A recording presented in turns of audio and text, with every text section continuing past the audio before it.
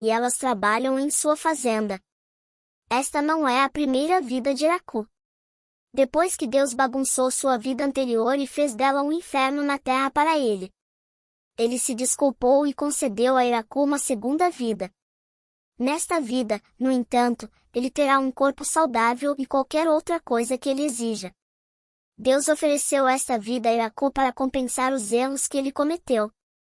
Iracu quer viver sozinho e longe das pessoas e deseja ser um fazendeiro em sua próxima vida. Então Deus chamou seu amigo do departamento de agricultura e fez um acordo. Deus deu a Iracu a ferramenta de agricultura onipotente, que o ajudaria com seu propósito. Depois que todos os preparativos foram feitos, Iracu acordou no meio da floresta. Como Deus disse, ele tem um corpo jovem e saudável, está longe da sociedade. E tem uma ferramenta agrícola que pode se converter em qualquer coisa que ele desejar, e é superpoderosa. Enquanto procurava água na floresta, Iracu encontra uma árvore enorme e decide fazer dela sua base. Iracu usa a ferramenta agrícola e faz algumas escavações. Por sorte, ele encontra a água na primeira tentativa. Ele então limpa as pequenas gramas da área sem se cansar, graças ao seu corpo saudável. Ele então corta todas as árvores da área, e é moleza todas as vezes por causa de sua ferramenta agrícola. A ferramenta agrícola onipotente pode se converter em qualquer coisa que ele imagine e é muito fácil de trabalhar.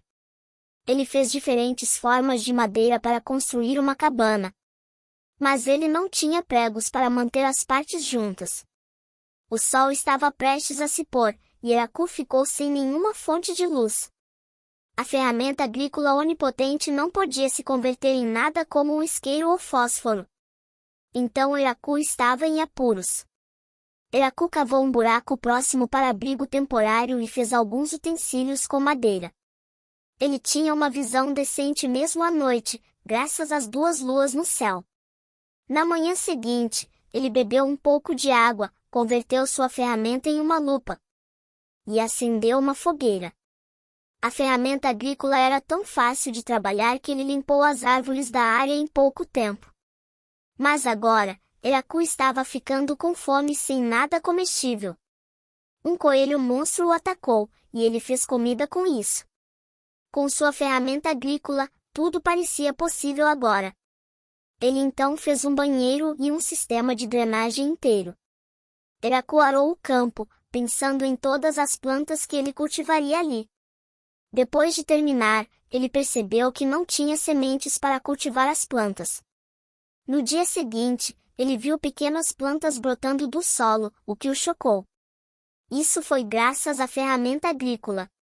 Iracu terminou o trabalho de campo e fez um muro ao redor do campo. Para sua próxima refeição, ele caçou o pobre coelho monstro novamente. E construiu sua cabana para o resto do dia. No dia seguinte, Iracu encontrou 2 cães feridos, deu-lhes comida e abrigo. Ele havia caçado um javali no dia anterior e tinha carne extra.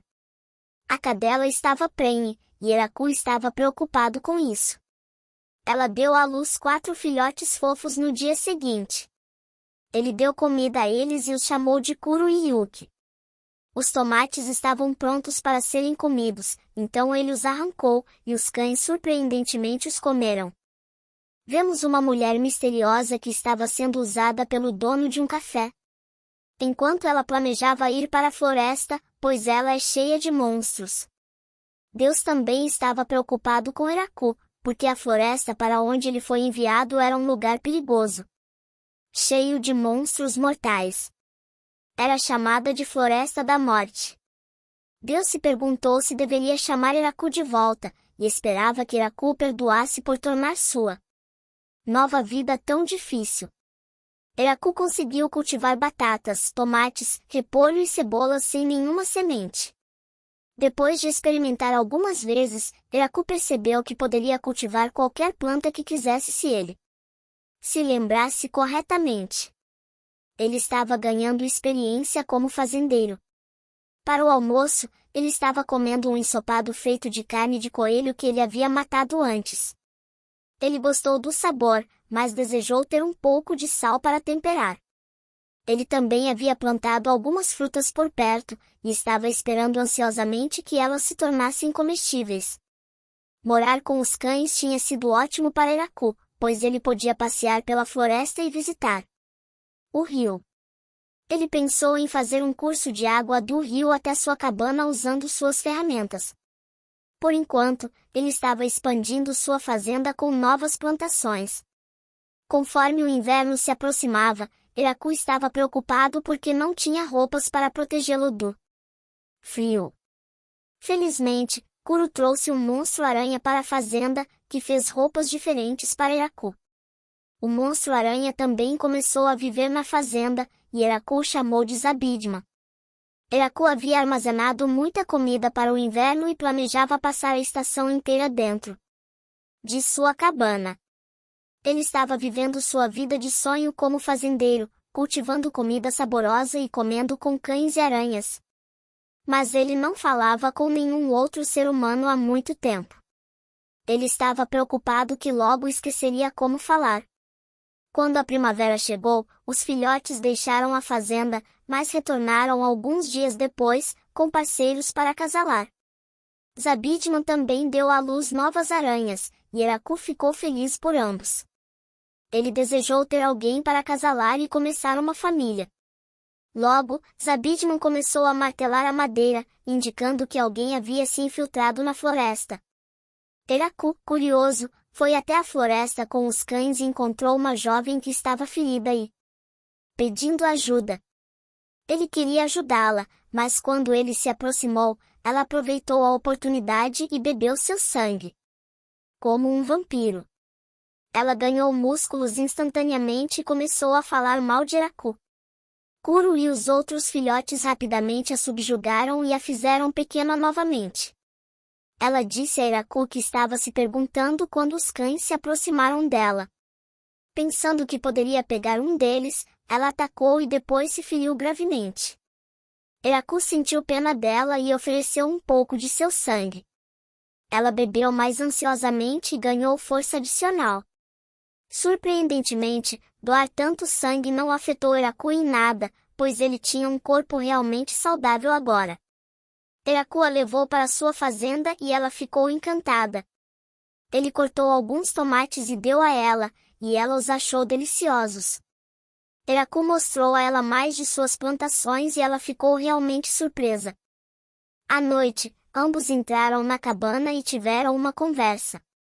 Iraku estava muito feliz por estar conversando com alguém depois de passar meses sozinho na floresta com cachorros e aranhas. Acontece que o nome da garota era Lulucy e ela era uma vampira que tinha vindo para a floresta para pesquisar. Iraku perguntou se ela poderia ficar com ele na floresta para sempre porque ele estava com medo de não encontrar mais ninguém para conversar. Lulucy entendeu mal e pensou que ele estava pedindo ela em casamento. Iraku entrou na brincadeira, dizendo que ele a protegeria e a manteria segura de qualquer perigo. Na manhã seguinte, Lulucy cumprimentou Iraku com um alegre bom dia. E ele ficou realmente feliz por alguém cumprimentá-lo tão cedo. Ele trabalhou duro no campo para fornecer comida para os dois. Iraku disse a Lulucy que ela era a 30ª moradora de sua aldeia, depois dos cães e da família Zabupas. Enquanto isso, outra garota foi vista se aproximando da floresta e o mesmo dono do café avisou para não entrar. Iraku está passando os dias com Lulucy, mostrando a fazenda a ela e comendo comida junto com ela. Lulucy acha que a comida que ele fez é saborosa, mas está sem tempero e Iraku explica que ele não conseguiu encontrar sal em lugar nenhum.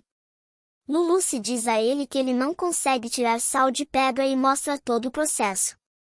Ele tinha uma quantidade infinita de sal ali com ele, mas não tinha notado. Agora, ele se sente estúpido. No dia seguinte, eles trabalham no campo novamente e Lulucy faz chá para ele.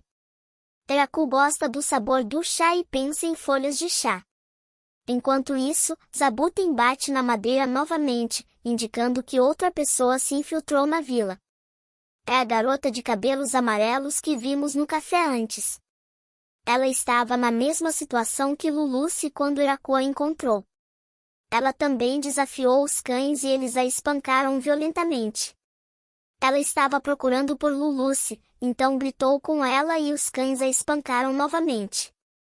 Lulucci e Eraku a levam para a cabana e a apresentam à fazenda. Lulucci conta que teve uma experiência parecida com os cachorros quando chegou. A garota é Tia, um anjo, e ela está procurando por Lulucci porque há uma grande recompensa por sua cabeça depois que ela causou uma destruição massiva e as pessoas estão procurando por ela. Tia pergunta a Lulucci sobre Eraku e Lulucci revela que Eraku é seu marido. O que choca Eraku e Tia. Tia fala mais sobre a recompensa e faz Lulucci se desculpar pela comoção que causou.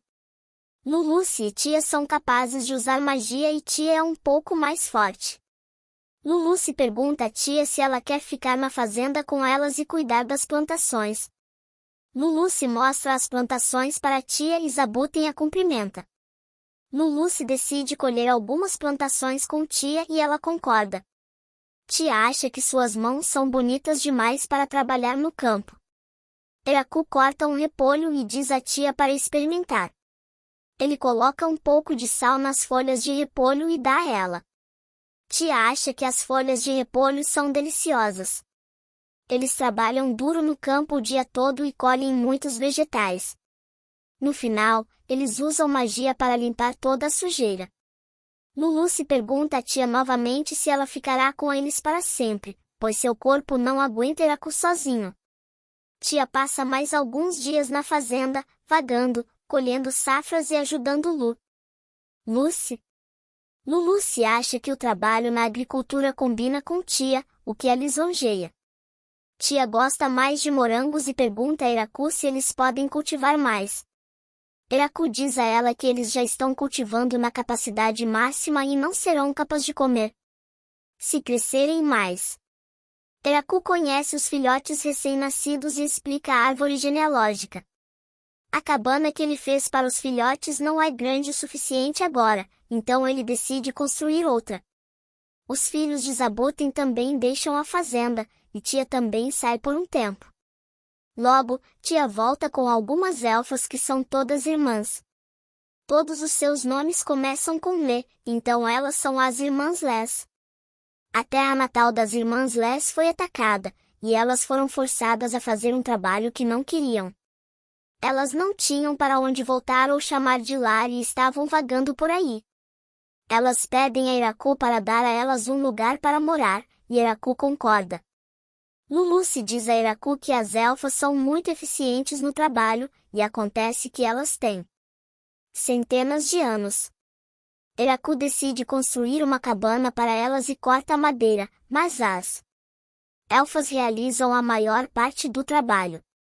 A cabana acaba sendo realmente enorme e ótima. E Eraku pensa em reconstruir sua pequena cabana também.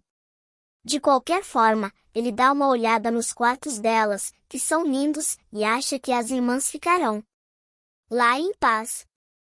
Eraku achava que elfos eram seres que se davam bem com a natureza, se alimentavam de plantas e dormiam durante a noite. Ele ficou chocado ao saber que eles comem carne e usam fogo. Os elfos constroem uma área de trabalho onde fazem diferentes utensílios para Eraku. Um dos elfos pergunta a Eraku se ela pode fazer pão, e Eraku dá permissão. Agora, eles terão algo novo para comer. Eraku gosta muito do pão e pergunta a Lulucci se a floresta pertencia a alguém. Lulucci diz a ele que pertence ao Senhor Demônio.